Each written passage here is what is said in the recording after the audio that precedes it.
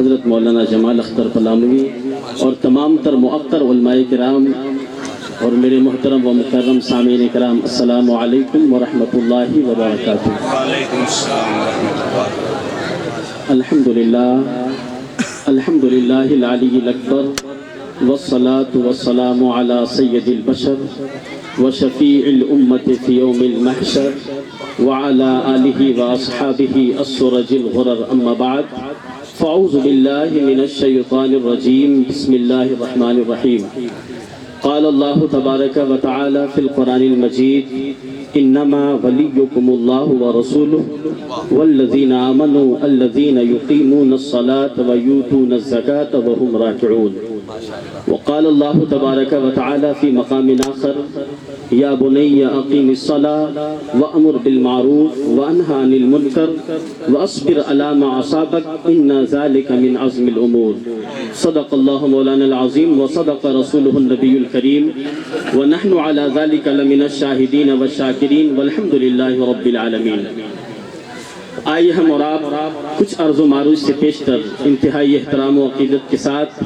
اپنے اور ساری کائنات کے مرکز عقیدت، مالک کائنات، تخلیق وجہ کائنات، تاجدار آدم، تاجدار بنی آدم و آدم،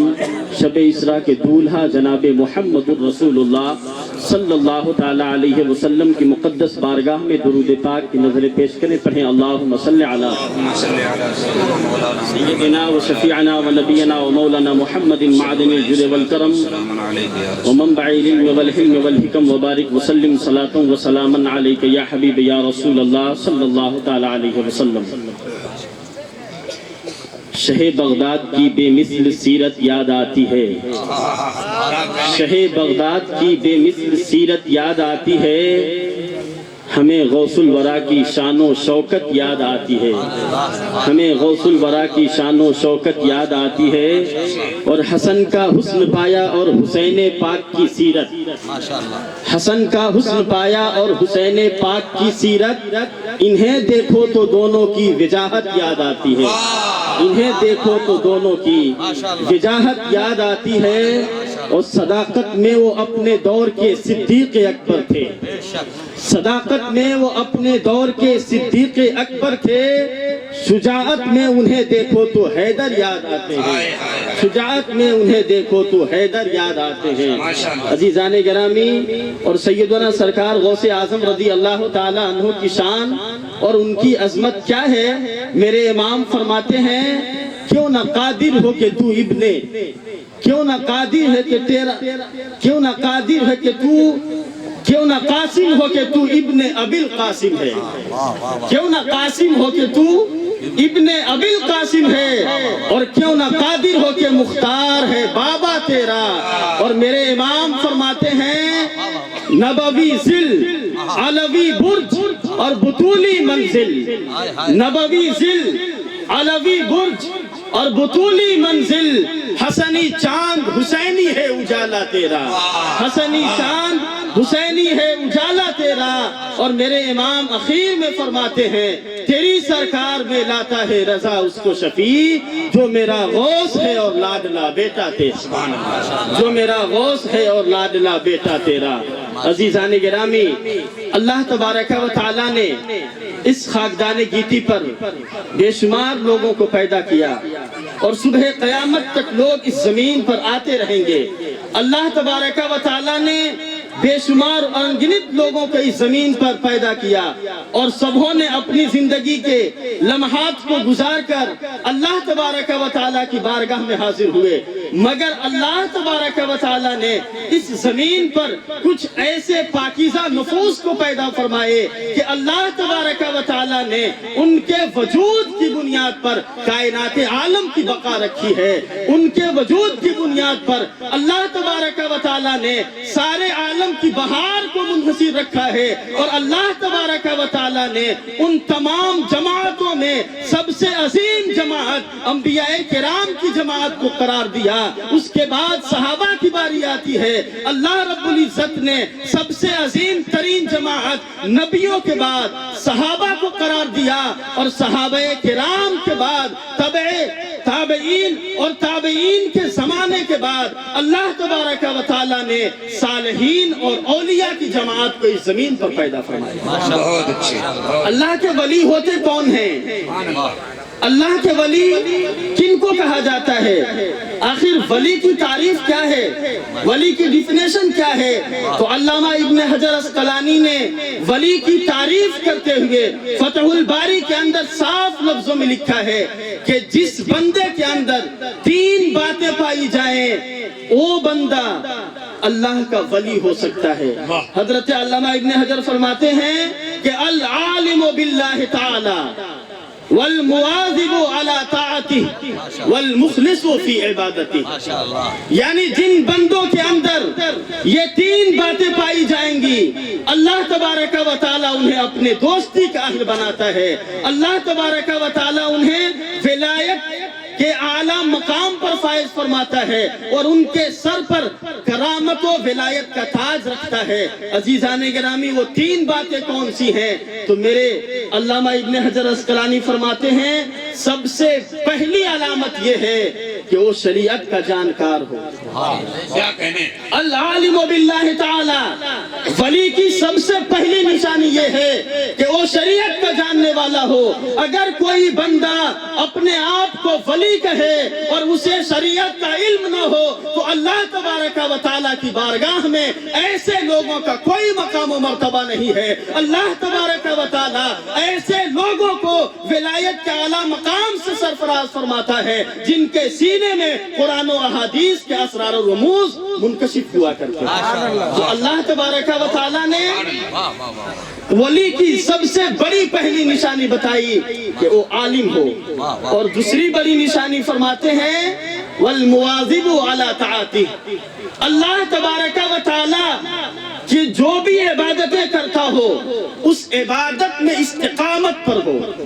اپنی عبادت میں مداومت برتتا ہو، حالات جیسے بھی ہوں، چاہے خوشی کے ماحول ہو یا غم کے ماحول ہو، ہر حال میں اس کے معمولات عبادت میں فرق نہ آتا ہو، اللہ تبارک و تعالیٰ کی بارگاہ میں وہی ولایت کی مقام ہے۔ ماشاءاللہ ماشاءاللہ۔ اور اللہ کے رسول صلی اللہ تعالیٰ علیہ وسلم نے یہی ارشاد فرمایا، اور خود قرآن پاک کا آپ مطالعہ کریں تو اللہ رب العزت نے فرمایا وہ ولی نہیں ہے جو کرامت دکھائے اللہ رب العزت کی بارگاہ میں، تو وہ بندہ ولایت کے مقام سے سرفراز کیا جاتا ہے جو استقامت علی الدین کے اوپر قائم ہو۔ اور اللہ نے فرما دیا ان الذین قالوا ربنا اللہ ثم استقاموا تتنزل علیہم الملائکہ الا تخافوا ولا تحزنوا وابشروا بالجنۃ التي کنتم توعدون، کہ جن لوگوں نے اللہ رب العزت کو ایک کہا ہے پھر اسی پر وہ جم گئے، پھر اسی پر وہ ڈٹ گئے اور اسی کے مطابق اپنی زندگی گزارنے لگے تو ان کا مقام کیا ہوگا؟ تو اللہ فرماتا ہے تتنزل علیہم الملائکہ، اللہ کے فرشتے اس کی بارگاہ میں آتے ہیں اور آنے کے بعد انہیں کہتے کیا ہیں؟ اللہ تخافوا ولا تحزنوا، اب تمہیں ڈرنے کی ضرورت نہیں ہے، اب تمہیں گھبرانے کی ضرورت نہیں ہے، وابشروا بالجنہ، تمہیں اس جنت کی بشارت سناتا ہوں جس کے لیے تمہارے لیے وعدہ کیا گیا ہے۔ نعرہ تکبیر، نعرہ رسالت، الہدا کانفرنس، فیضان حضور سراج ملت، فیضان غوث اعظم حضور مصباح الہدا صاحب قبلہ،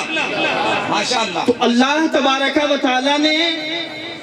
استقامت علی الدین کو سب سے بڑا مقام عطا فرمایا، اور حضرت امام شافعی رضی اللہ تعالیٰ عنہ خود فرماتے ہیں کہ اذا رأیتم الرجل یمشی علی الماء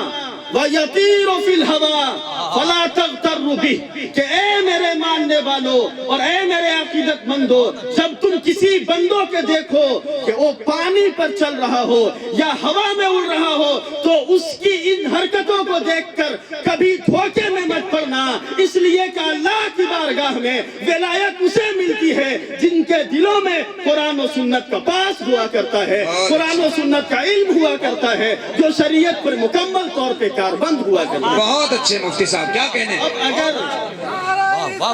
یا رسول اللہ، بہت اچھا، واہ واہ واہ، بہت خوب، کیا خوب بیان ہے۔ اب اگر ہمارے دور میں اور ہمارے سماج کے اندر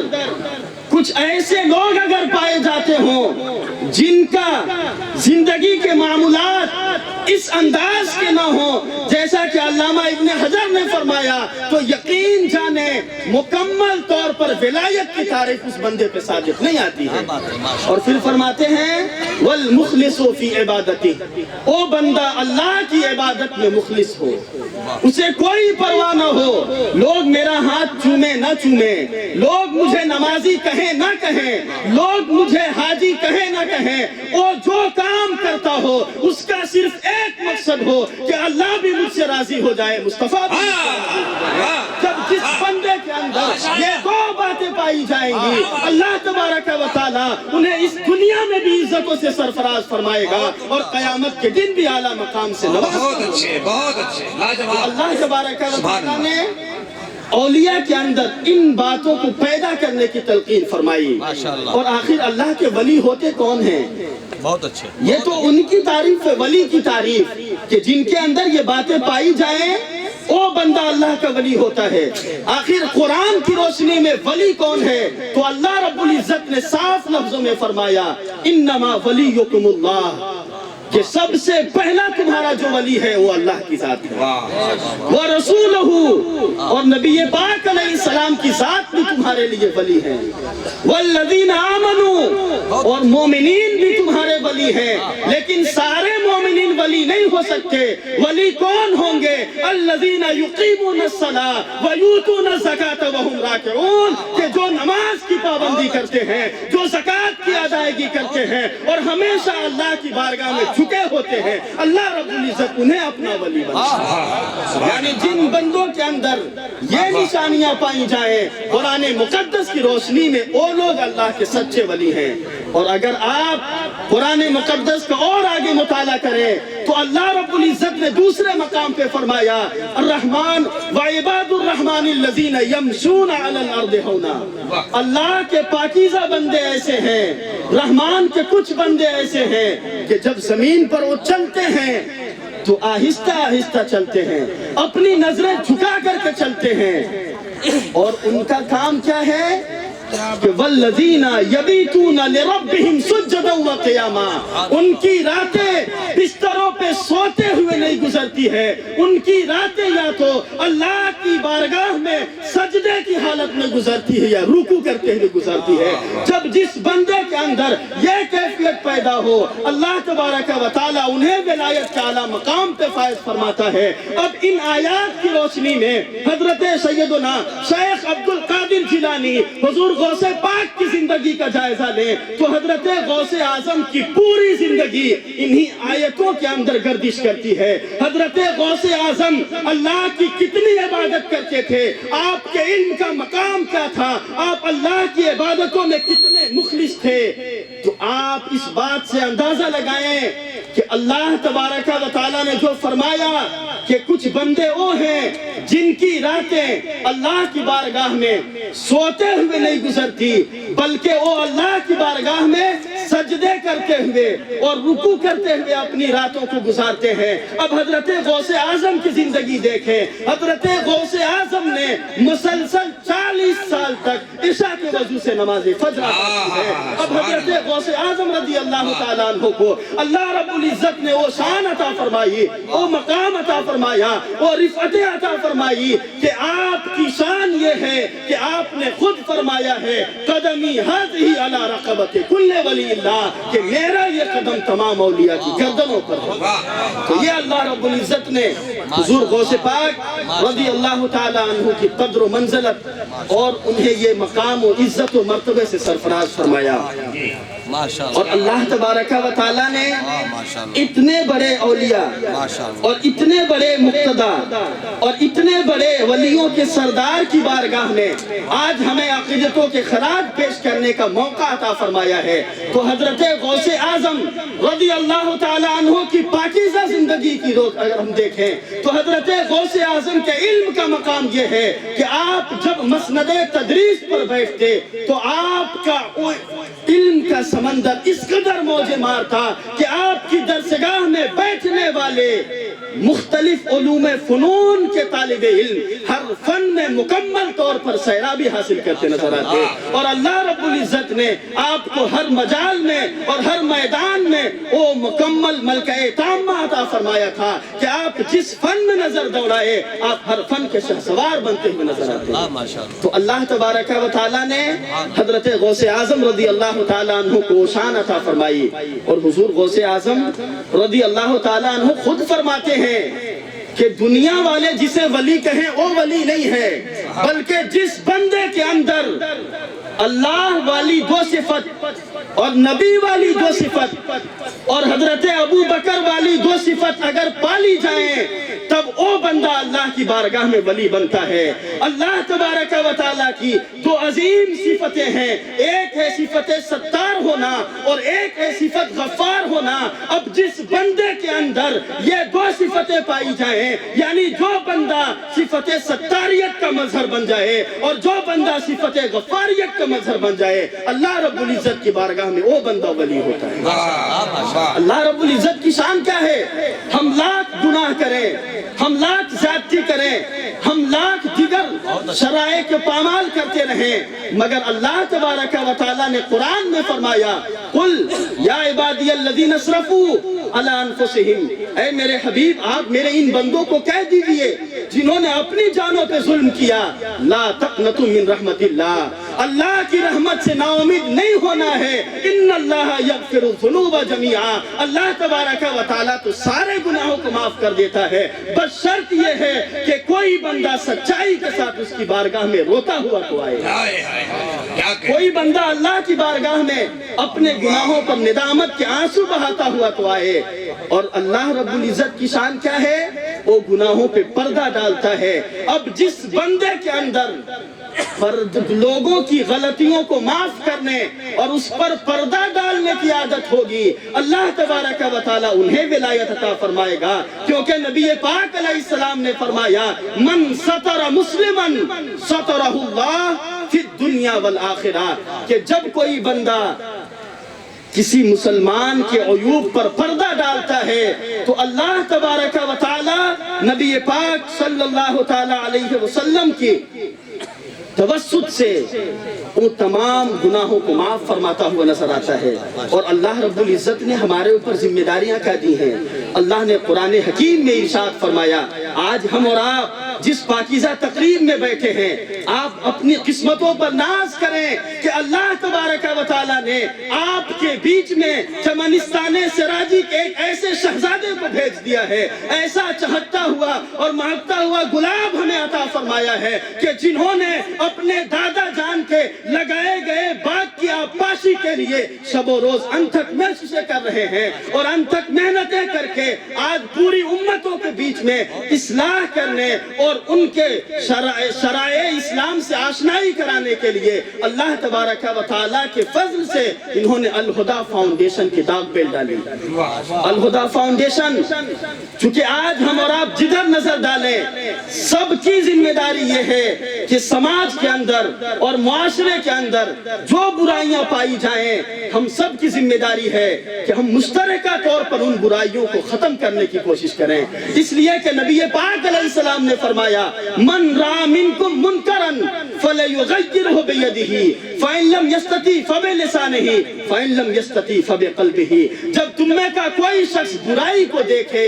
تو اس کے لیے ضروری ہے کہ وہ اگر طاقت رکھتا ہے تو اس برائی کو اپنے ہاتھ سے ختم کرے، اور اگر اس کی بھی طاقت نہ ہو تو اپنی زبان سے ضرور اس برائی سے روکے، اور اگر اتنی بھی گنجائش نہ ہو تو کم سے کم اس برائی کو اپنے دل سے برا جانے۔ اور قرآن مقدس کے اندر اللہ نے کیا کہا؟ کنتم خیر امت اخرجت للناس، اللہ رب العزت نے آپ کو دنیا میں بہترین امت بنا کر کے بھیجا، آپ کو ساری امتوں میں بہتر کا لقب عطا کیا۔ کیوں؟ تو اللہ نے فرمایا جو آدمی جتنا بڑا ہوتا ہے اس کے اوپر اتنی بڑی ذمہ داری ہوتی ہے، اور اللہ نے قرآن میں فرما دیا اے امت محمدیہ تمہاری ذمہ داری یہ ہے کہ تأمرون بالمعروف وتنہون عن المنکر، تم لوگوں کو بھلائی کا حکم دو اور دوسروں کو برائی سے روکو، یہ تمہاری اصل ذمہ داری ہے۔ اور جب کوئی بندہ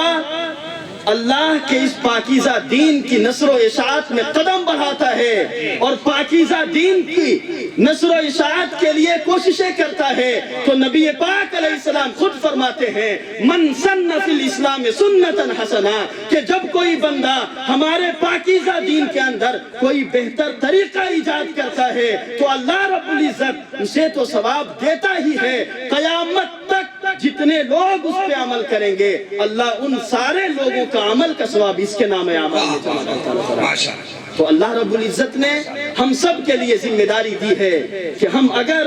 نبی پاک علیہ السلام کا کلمہ پڑھتے ہیں، ان کی زندگی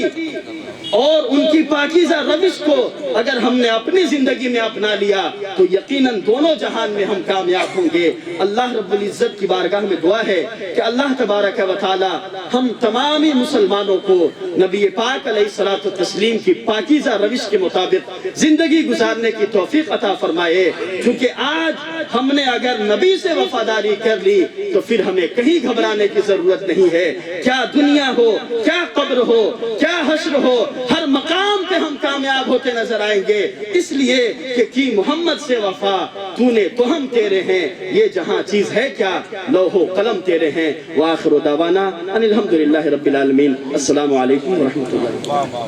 ماشاءاللہ ماشاءاللہ۔